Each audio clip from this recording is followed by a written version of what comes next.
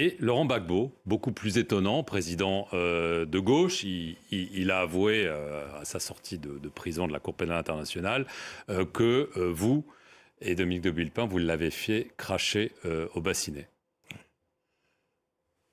Comment ça s'est passé? Laurent Gbagbo voulait s'attirer les bonnes grâces de la France. Je lui ai dit, tu sais Laurent, je vais être franc avec toi. Il va falloir que tu puisses contribuer, faire un geste pour M. Chirac. Et j'organise un déjeuner au restaurant La Pérouse. Il y avait Gbagbo dans un salon du restaurant La Pérouse, Gbagbo, Villepin et moi-même. Et là, je dis à Dominique de Villepin, je lui dis, Dominique, comme vous me l'avez demandé, je vais demander à Gbagbo devant vous d'aider le président de la République.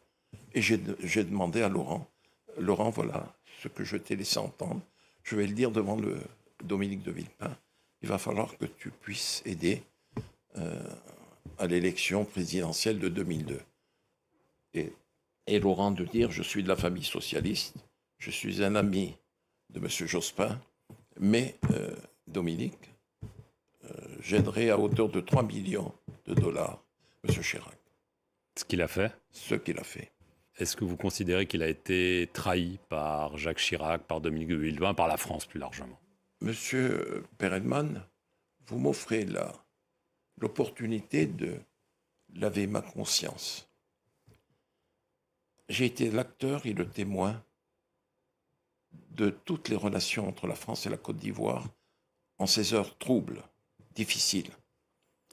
J'ai vu que Jacques Chirac et Dominique ont été d'une ingratitude à nul autre pareil. Et quand, comment vous dire, Laurent est tombé, qu'il a été conduit à La Haye, j'en ai beaucoup souffert. Personnellement et dans ma famille, j'en ai souffert terriblement. Vous vous sentiez coupable? Comment vous dire? Oui. Complice. D'une trahison? D'une trahison. Mais j'étais contre cela. Les derniers moments de la présidence de Gbagbo, je les ai vécus avec Nicolas Sarkozy. Et là, les choses se sont compliquées. Les élections sont là. Et Laurent avait gagné les élections. Nous savons qu'il les avait gagnées.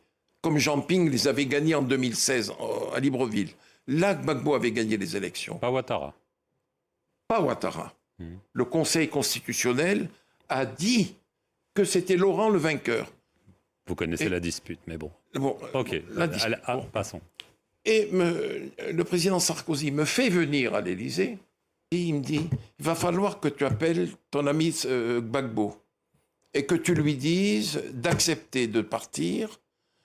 Il aura un statut d'ancien chef d'État, 30 millions CFA, voiture, escorte, et s'il veut, comme il est professeur d'histoire, on lui trouvera une chaire, il pourra se déplacer à travers le monde. Je lui dis, il n'y a pas de problème. Il me dit, va dans le bureau de Claude et tu appelles Gbagbo. J'ai appelé Laurent. L'aide de camp, le colonel, me l'a passé.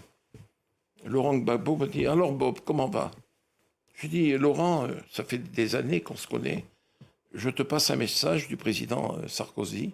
Je suis dans le bureau de Claude Guéant. Il te demande ceci, cela. Ce que je viens de dire. Il m'a dit, tu diras à ton ami Sarkozy que je serai son Mugabe. Bob, je t'ai assez entendu. Et il a raccroché. Et je suis allé dire à Sarkozy, il me dit, alors comment ça s'est passé? Je lui dis, bon, voilà comment ça s'est passé. J'en suis malheureux. Il a bondi de son fauteuil. Il dit, puisque c'est ça, je vais le vitrifier. Vitrifier. Vitrifier. Je lui dis, Nicolas, s'il te plaît, le Conseil constitutionnel a déclaré qu'il avait été élu. Il a dit, je vais le vitrifier, j'ai un mandat, et je vais le faire.